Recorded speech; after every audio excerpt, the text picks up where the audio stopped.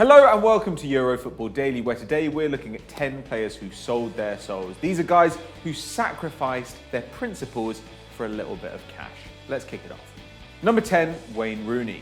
Wayne Rooney is one of the Premier League's greatest ever players, but he also gave his fellow footballers a new way of making money in 2014, when he signed a new contract with Man United. Now, Rooney's wage at the time stayed around the same at $250k a week, but his innovation was to secure a huge share of his image rights and to create his own company which partnered with United's commercial team to use the footballer in advertising across the world. That meant the Scouser received a huge payout from his club and their sponsors, with his earnings for 2014 alone topping £20 million, or nearly 400k a week.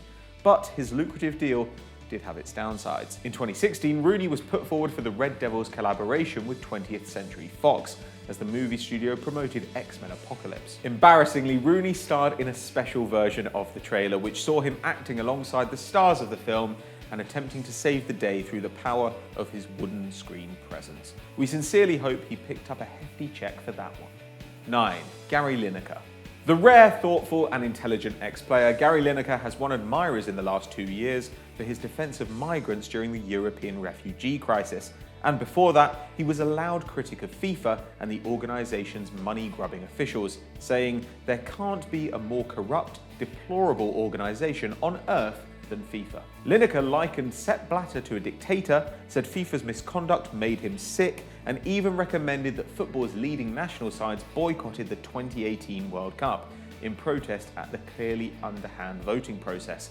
Not to mention his refusal to promote alcohol and gambling companies. So it came as a surprise when Leicester's favourite son, well, second favourite, was announced as the presenter for FIFA's 2018 World Cup draw. Lineker claimed the role was not political, but it's hard to believe that he truly thinks the departure of Blatter has completely cleansed the global governing body of corruption. Perhaps it's easier to change your mind when your bank balance is growing. 8. Sven Eriksson. Sven, you weren't always a shill. Swedish coach Eriksson won 3 titles with Benfica and took them to the final of the European Cup in 1990, before moving on to Italy, where he excelled with Lazio, bringing them only the 2nd title in their history on their 100th anniversary. After that, Sven became England boss and was handed arguably the most gifted generation of players in the nation's history. But despite earning around £20 million during his 5 years in the role, he never got past a quarter-final and was finally sacked, after it emerged that he had met with an undercover reporter posing as a Middle Eastern businessman and discussed taking over Aston Villa and signing David Beckham. Eriksson was reportedly in demand from Champions League sides, but instead the manager joined an up-and-coming Man City for a princely fee, before heading off to China, where he has since coached 3 different sides and allegedly banked over £15 million a year to coach in the country's 2nd division. 7. Andy Gray. A former Scottish international who won league titles with Everton and Rangers, Andy Gray, like most unimaginative ex-pros, turned his hand to punditry after retirement and was one of the leading voices in the early days of Sky, alongside gammon-headed ventriloquist dummy Richard Keys. However, the pair were canned in 2011 after footage emerged of Gray criticising female assistant referee Sian Massey and making inappropriate remarks to another female colleague. But rather than acknowledge they had done anything wrong, Keys and Gray simply took their sexist circus on the road to Qatar, where they began working for beIN Sport. Perhaps in a country where unmarried pregnant women can be sent to jail and where gay people can be sentenced to death, Keys and Gray have finally found an audience to appreciate their toxic Brexit bull. 6. Mark Clattenburg.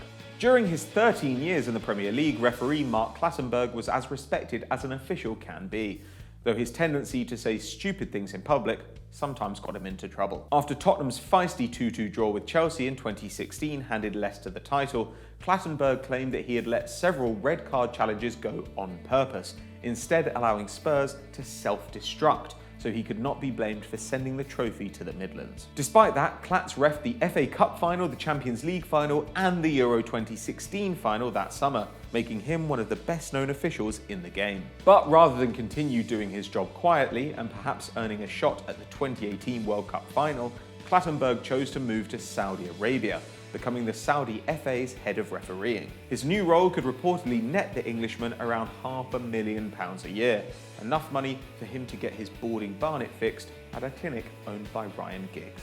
5. Pep Guardiola. Pep Guardiola has gained headlines for his attempts to highlight the imprisonment and mistreatment of Catalan independence advocates by the Spanish government. But the former Barcelona, Roma and Spain midfielder has been known to turn a blind eye to injustice when it benefits him. Like Xavi, Guardiola spent some of his final playing days in Qatar after he was wrongly accused of steroid use in his time in Italy. Receiving a last big contract is hardly immoral, but Guardiola subsequently became a highly paid tool in Qatar's campaign to host the 2022 World Cup, with the manager labelling the state modern and open, a viewpoint which has not aged well, with hundreds of migrant workers dying in the construction of new stadiums for the tournament and endless evidence of human rights abuses in the country. Guardiola has also praised his employer in Manchester, Sheikh Mansour, the Deputy Prime Minister of the United Arab Emirates, a nation which has locked up and in some cases tortured opponents, including pro-democracy protesters. But with a new £20 million a year contract in the offing, which would make him the best paid coach ever, Pep doesn't seem quite so troubled. 4. Michel Platini.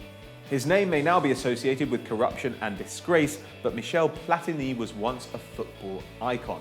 Only 5 players have won the Ballon d'Or 3 or more times: Messi, Ronaldo, Van Basten, Cruyff and Michel Platini, who did it between 1983 and 1985, during which time he also led France to their first international trophy at Euro '84 and Juventus to their first European Cup. But after a brief spell managing France, Platini turned his hand to football administration, helping bring the 1998 World Cup to his homeland, and in 2006 he became president of UEFA, pledging to reform the Champions League and under-18 transfers. However, he ultimately used his position for his benefit alone, essentially paying himself €2 million in 2011, and he voted to give Qatar the 2022 World Cup, after suggesting he'd support the USA's bid. In the end, Blatter's fall took Platini down too, with both men banned from football activities for 8 years. It's hard to imagine that €2 million was worth being kicked out of the game, which once put Platini on top of the world. 3. Ronaldinho. More than any other nation, Brazil seems to produce politically minded footballers. Socrates was a powerful voice for the left, Romario is a senator, but Ronaldinho is the last man you'd expect to add his name to the list, especially not as a member of a right-wing party with links to a conservative Christian church. In March 2018, the former Ballon d'Or winner announced that he intends to stand in the autumn's general election for the Brazilian Republic Party, a faction founded in 2005 by a bishop, among others. And if Ronaldinho was Kaká, we might understand it. But it seems a little hypocritical coming from the Gaucho.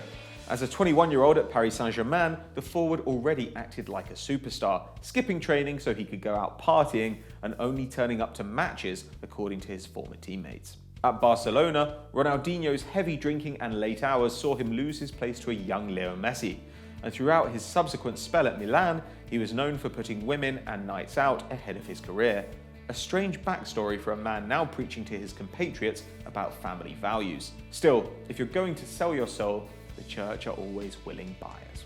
2. Mo Johnston. Scottish striker Mo Johnston looked set to become a Celtic legend in his early 20s. The forward hit 52 goals in 99 matches for the Hoops and helped the club to a title in 1986, but soon felt he had outgrown his homeland and moved to France with Nantes. He claimed he would never go back to Scotland, but after 2 years in Ligue 1, he announced he would rejoin Celtic when his deal expired.